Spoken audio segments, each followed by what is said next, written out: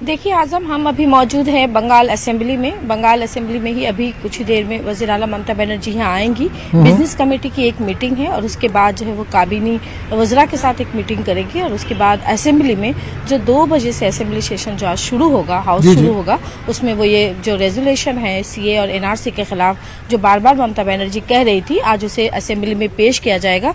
उम्मीद की जा रही है कि इस करारदाद को लेफ्ट और कांग्रेस की भी हिमायत मिलेगी। बहरहाल आज दोपहर 2 बज सकता है असेंबली में इसे पेश होने में, तो उसके बाद ही समझ में आएगा कि क्या कुछ ममता बनर्जी ने अपने इस रेजोल्यूशन में कहा है और ये कितना अहम होगा। जैसा कि बार बार आप देखें कि तृणमूल के जो मिनिस्टर्स हैं, जो लीडरान हैं, वो बार बार ये कह रहे हैं कि आज जो ममता बनर्जी रेजोल्यूशन पास करेंगी वो काफ़ी अहम होगा और ये जो एजिटेशन, जो एहतजाज जारी रहा और ममता बनर्जी खुद सड़कों पर नजर आई। भले ही आप देखें कि बंगाल में 2021 में असेंबली इलेक्शन होने हैं, कारपोरेशन इलेक्शन होने हैं अप्रैल के महीने में, जैसा कि तृणमूल कांग्रेस की तरफ से कहा जा रहा है कि रमजान से पहले ही कोलकाता म्यूनिसिपल कारपोरेशन के इलेक्शन होने हैं। तो ऐसे में ममता बनर्जी के लिए भी ये काफ़ी अहम मौका है कि जो वोट बैंक की जो सियासत है, खासकर जो एनआरसी और सीए के मामले में ममता बनर्जी भले ही एजिटेशन कर रही हैं, सड़क पर नजर आ रही हैं, कोलकाता से लेकर नॉर्थ बंगाल तक उन्हें देखा गया है रैलियां करते करते,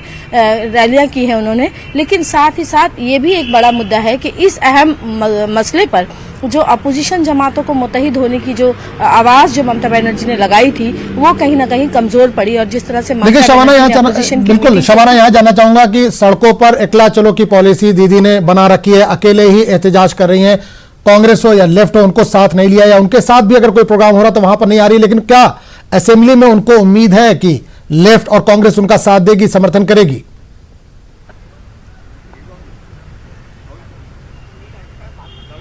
देखिए बार बार कहा गया है कि हाँ, लेफ्ट और कांग्रेस क्योंकि इस एजिटेशन में साथ है, इस सीए और एनआरसी के खिलाफ साथ है, तो असेंबली में उनका साथ मिलेगा। लेकिन जिस तरह से आप देखें कि ममता बनर्जी ने और तृणमूल कांग्रेस ने दूरी बनाई और एकला चलो की जो है वो पॉलिसी अपनाई, अब इस एकला चलो की पॉलिसी में बंगाल असेंबली में खासकर जब हाउस शुरू होगा और जब ममता बनर्जी अपना रेजोल्यूशन पेश करेंगी तो उसमें उन्हें अपोजिशन जमात खासकर लेफ्ट और कांग्रेस का कितना साथ मिलता है और ये साथ आने वाले दिनों में कितना मजबूत होगा, ये काफी अहम है। क्योंकि ममता बनर्जी ने इस अहम मुद्दे पर जो अपोजिशन जमातें थी जिनकी मीटिंग होनी थी दिल्ली में, वहां से उन्होंने खुद को किनारा किया है। तो ऐसे में लेफ्ट और कांग्रेस के लिए भी ये एक बड़ी बात है कि जब उन्हें असेंबली हाउस में ममता बनर्जी अपने साथ देने के लिए लाइन पे एक साथ एक कतार में खड़ा होने की बात कर रही है, तो उस वक्त लेफ्ट और कांग्रेस क्या राजनीति अपनाती है। शुक्रिया शबाना, हमारे साथ बनी रही है। एक और खबर की तरफ हम बढ़ेंगे, उसके बाद आपके पास दोबारा लौटेंगे।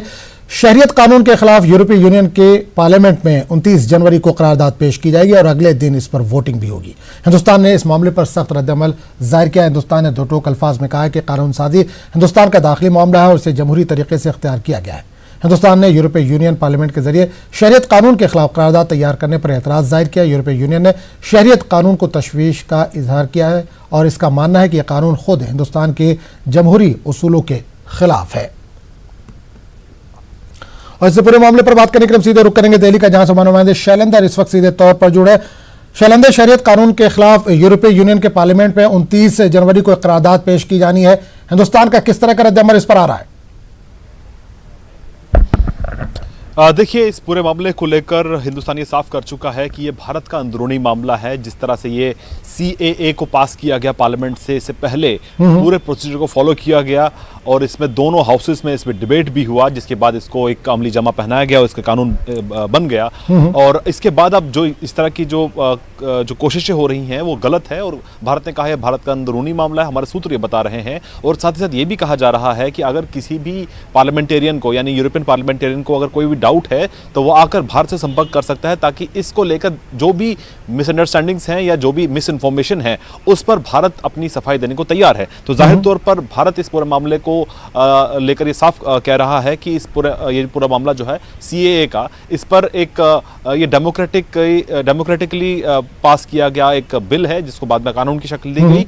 लेकिन उसी तरह से अगर बाकी जो डेमोक्रेटिक कंट्रीज हैं, डेमोक्रेसीज हैं, उनको भी समझना चाहिए कि भारत में जो कुछ भी हुआ वो डेमोक्रेटिकली चुनी हुई सरकार द्वारा किया गया है। तो एक अहम बात आपको और बताना चाहूंगा आजम कि इस पूरे मामले के पीछे एक नया मोड़ नजर आ रहा है।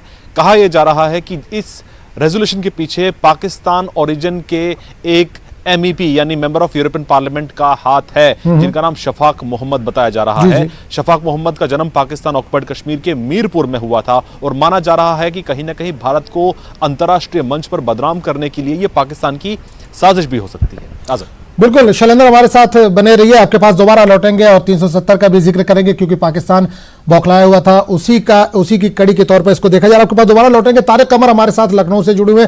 तारिक, जिस तरह से समझा जा रहा था कि ख्वातीन के मुंह में जबान नहीं होती, खासकर मुस्लिम ख्वातीन की हम बात करें, या जो दबे कुचले लोग होते हैं वो हुकूमत के सामने बात नहीं कर पाते, लेकिन CAA ने इन लोगों के मुंह में जबान दे दी है। एक साथ एक प्लेटफॉर्म पर ये लोग पहुंच चुके हैं। हाँ आदम, देखिए बुनियादी बात यही है कि लखनऊ के ताल्लुक़ से, बिलखुसूस लखनऊ के जो क़ुर्ब जवार के इलाके हैं, इनके ताल्लुक़ से कहा जा रहा था कि यहाँ की ख़वातीन जो हैं कुछ ज़्यादा ही तहज़ीब के दायरों में हैं, कुछ ज़्यादा ही उन तमाम रिवायतों का कदरों का पास करती हैं कि घर से निकलना भी पसंद नहीं करती हैं। लेकिन इस एहतजाज ने ये तमाम तिलिस्म तोड़े हैं, ये बताया है कि किस अंदाज से ख़वातीन आगे निकली हैं। एक बात कही जा रही है कि लखनऊ ने साबित कर दिया है कि यहाँ के जो ख़वातीन हैं अब बाकायदा तौर पर बेदार हो चुकी हैं और उस वक्त तक पीछे नहीं हटना चाहती जब तक हुकूमत कोई कदम न उठाए। क्या कहेंगी आप? बिल्कुल, यहाँ की आवाम जाग चुकी है। ज़्यादातर औरतें, जो हमारी महिलाएं, जो हमारी ये औरतें, माएँ बहनें घरों में रहती थी, आज वो निकल पड़ी हैं अपने हक़ को लेने के लिए। और ये जब औरतें निकलती हैं ना, तो वो अपना काम मकसद पूरा करके ही जाती हैं। इनका एक वो जिसको एक चीज़ कह लीजिए कि इनको कुछ भी दो वो दुगुना करके देती हैं। इनको अगर अनाज दो खाना बना देती, मकान दो तो घर बना देती हैं। तो इसलिए ये निकली हैं, अपना हक तो ये लेके जाएं। मकान दो तो घर बना देती हैं, बहुत अहम बात कही है इन्होंने। आप क्या कहना चाहेंगी और किस अंदाज से अब ये मुजाहरा आगे जा रहा है? आप भी देख रहे हैं कि इसमें तादाद बढ़ती जा रही है, ख़वातीन पीछे हटने का नाम नहीं ले रही हैं, लखनऊ की एक नई शनाख्त कायम हो रही है। क्या कहेंगी आप? जी बिल्कुल, अल्हम्दुलिल्लाह बहुत अच्छे से सबकी स्पिरिट एकदम, चाहे ठंड हो चाहे अब तो धूप भी महसूस होने लगी है थोड़ी, फिर भी सब लोग बहुत अच्छी स्पिरिट से यहाँ आ रहे हैं। उनको पता है कि वो यहाँ अपने हक के लिए आ रहे हैं, तो अपना हक तो लेके जाएंगे वो। और यहाँ सब लोग लगे हुए हैं, कुछ लोग मैनेज कर रहे हैं, कुछ लोग कंट्रीब्यूट कर रहे हैं। क्या डिमांड करना चाहती हैं हुकूमत से? बिल्कुल ये डिमांड करना चाहती हूँ कि आप जिस आवाम के वजह से आप वहाँ पहुँचे हैं, उस आवाम की आप बात सुने, उस आवाम की आप तकलीफ़ सुने और उनके हक़ में वो जो चाह रहे हैं उनको उनका हक़ दें, क्योंकि वही वो आपसे एक्सपेक्ट करती हैं और वही वो चाहती हैं, उससे ज़्यादा उन्हें कुछ चाहिए भी नहीं। देखिए आदम, बुनियादी बात यही है कि इन लोगों के जो मुतालबात हैं वो आईन और दस्तूर की रोशनी में है, जमहूर की रोशनी में है, और चाहते यही है कि किसी अंदाज से भी इस का तहफ़्फ़ुज़ को यकीनी बनाया जा सके। लेकिन एक बात यही है कि बार बार मुतालबे हो रहे हैं और कोई भी हिकमत अमली ऐसी नहीं सामने आ रही है, कोई बयान ऐसा सामने नहीं आ रहा है, कोई पेशरफ्त ऐसी सामने नहीं आ रही है हुकूमत की सतह पर, जिसकी बुनियाद पर हम ये कह सकें कि वाकई कोई संजीदा इक़दाम किया जाएगा या वाकई किसी संजीदगी से इसको सुना जा रहा है। एक एहतजाज है, जम्मे गफ़ीर है, अपनी शक्लें बदल रहा है, करवटें बदल रहा है, लेकिन हुकूमत है जैसे कि बिल्कुल बेनियाज हो, बेपरवाह हो, लापरवाह हो। तो देखिए ये जो सिचुएशन है ये अपने आप में बड़े मुतासिर कर देने वाली है। अब देख रहे हैं आप किस अंदाज से ख़वातीन यहाँ पर देखेंगे आप कि हैं। और आपके पास लौटेंगे तारिक, आपको देखिए तारिक आपके पास लौटेंगे, अब आपके पास दोबारा लौटेंगे। इस वक्त दिल्ली का रुख करेंगे। शैलेंद्र हमारे साथ जुड़े हुए हैं। शैलेंद्र, आपसे जानना चाहेंगे, यूरोपीय यूनियन में करारदाद पेश होनी है, यूरोपीय यूनियन में पुलिस जाति का भी जिक्र किया गया, ह्यूमन राइट का भी जिक्र किया गया। कुल मिलाकर यह देखा जाए कि 370 को लेकर जो पाकिस्तान के अंदर बौखलाहट थी, पाकिस्तान जिस तरह से बौखलाया था, पूरी दुनिया से उसने रब्त किया, लेकिन उसके साथ कोई खड़ा नहीं हुआ। अब उसने CAA का सहारा लिया है।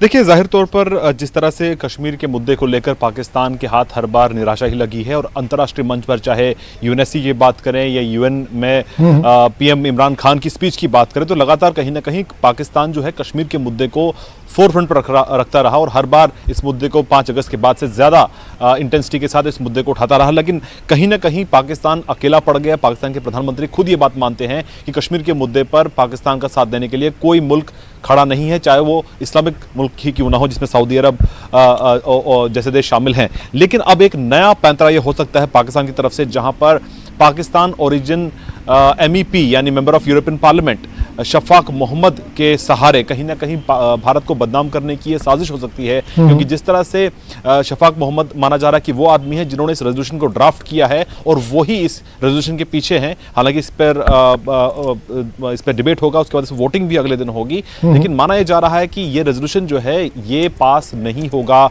यूरोप की पार्लियामेंट में, क्योंकि इसमें नंबर्स इनके पास नहीं होंगे। लेकिन वहीं अगर इसकी बात करें तो अगर नंबर्स होते भी तब भी यूरोपियन यूनियन की पार्लियामेंट का ये रेजोल्यूशन बाइंडिंग नहीं होता यूरोपियन कमीशन पे, यानी कि वहां की सरकार पर ये मजबूरी नहीं होती इसको इंप्लीमेंट करना या इस पे कोई बयान देना। तो जाहिर तौर पर ये कोशिश जरूर हो सकती है पाकिस्तान की तरफ से। हालांकि अब ये देखना होगा कि शफाक मोहम्मद और पाकिस्तान सरकार का क्या कनेक्शन है, इसको अब तक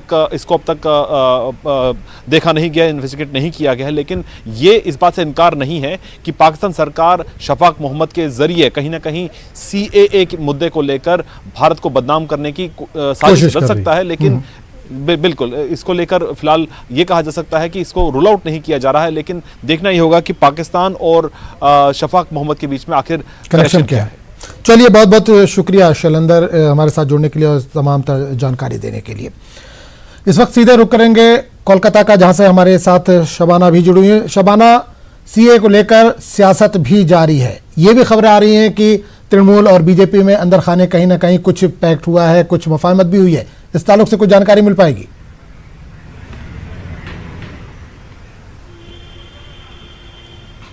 देखिए, सियासी तौर पर इस तरह के इल्जामात सामने आते रहे हैं। जब प्राइम मिनिस्टर का दौरा हुआ कोलकाता का, एक बड़ी जमात, एक बड़ी सियासी तंजीमों ने, मुख्तलिफ सियासी तंजीमों ने बड़े पैमाने पर एहतजाज किया कोलकाता में। और उसके बाद जिस तरह से वज़ीर आज़म को कोलकाता लाया गया, खुद वज़ीर आला ममता बनर्जी ने उनके साथ मुलाकात की, उनके साथ पहले दिन के प्रोग्राम में शरीक हुई, और उसके बाद दूसरे दिन किसी भी प्रोग्राम में वज़ीर आला ममता बनर्जी ने वज़ीर आज़म के साथ स्टेज शेयर नहीं किया, किसी भी प्रोग्राम में वो शामिल नहीं हुई। तो इससे अंदाज़ा लगाएं कि किस तरह का एक जो सियासी जो इल्ज़ामात हैं, जो सियासी तौर पर जो है वो लगाए जाते हैं कि कहीं ना कहीं अंडरग्राउंड जो है वो TMC और बीजेपी का जो है वो अलायंस हुआ है। और उसके बाद आप देखें कि जो बंगाल में कई एक घोटाले की जो जांच चल रही थी CBI के जरिए, भले ही वो शारदा हो, नारदा हो या रोज़ वैली हो, वो तमाम CBI अफसरान, जो जांच अफसरान थे, उनका तबादला हो जाना, ये एक बड़ा मौका मिला अपोजिशन को कि तृणमूल कांग्रेस और बीजेपी के दरमियान जो सियासी तौर पर जो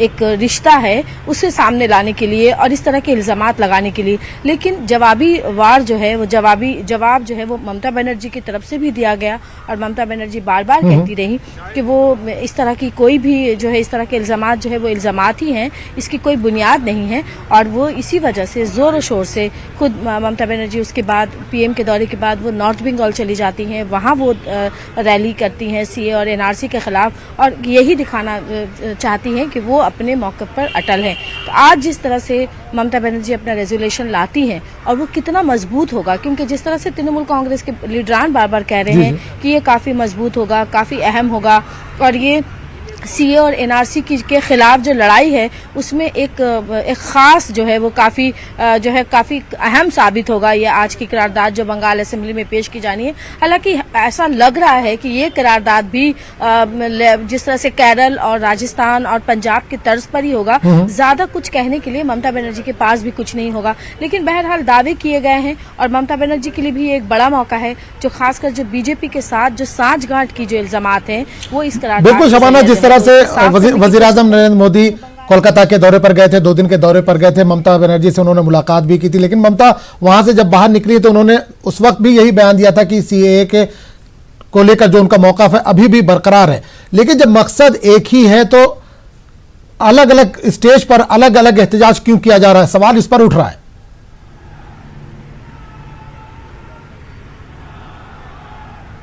बिल्कुल सवाल यही है कि आखिर ममता बनर्जी जब एक वक्त में ये कहती हैं कि वो तमाम अपोजिशन जमातों को जमहूरी जो तर्ज पर जो है वो तमाम अपोजिशन जमातों को जो बीजेपी के खिलाफ है उन्हें एक मंच पर एक प्लेटफॉर्म पर लाने की कोशिश करती हैं, कोलकाता के ब्रिगेड मैदान में रैली भी करती हैं, तमाम पार्टियां उसमें शरीक भी होती हैं, लेकिन जब सीए और एनआरसी को लेकर जब ऐसी एक कोशिश कांग्रेस की तरफ से होती है तो ममता बनर्जी पीछे चली जाती हैं। तो ये एक बड़ा सवाल है कि आखिर अलग अलग राह क्यों अपनाई गई। शायद ऐसा लगता है जो सियासी माहिरीन हैं जिनकी नज़र होती है उनका भी ये मानना है कि आप देखें कि शायद ऐसा लग रहा है ममता बनर्जी को कि अगर नेशनल लेवल पर कांग्रेस और लेफ्ट के साथ इत्तेहाद होता है तो शायद इसका खमियाजा जो है वो उन्हें बंगाल की रियासती सतह पर भुगतना पड़ेगा और एक बार फिर लेफ्ट और कांग्रेस जो है वो बंगाल की सियासत में अपनी वापसी कर सकती है। आज अगर आप देखें कि बंगाल की सियासत में लेफ्ट और कांग्रेस बिल्कुल दूर खड़ी है। अगर बीजेपी ने अपोजिशन के तौर पर अपनी एक अहम जगह बनाई है, लोकसभा इलेक्शन में भी आप देखें कि बीजेपी ने बड़ी कामयाबी हासिल की, तो बीजेपी को जिस तरह से ताकत मिली है, ममता बनर्जी यहाँ बरसर इक़्तिदार है, लेकिन लेफ्ट और कांग्रेस कहीं न कहीं बंगाल की सियासत में बहुत दूर खड़ी है और लेफ्ट और कांग्रेस को भी ये लगता है कि कोई ऐसा सिरा, कोई ऐसा मुद्दा उनके हाथ भी लगे कि वो बंगाल के अवाम तक पहुंच सके। तो ऐसे में शायद ममता बनर्जी को ये लगता है कि सीए और एनआरसी के मामले में जिस तरह से लेफ्ट और कांग्रेस के साथ भी आम लोगों की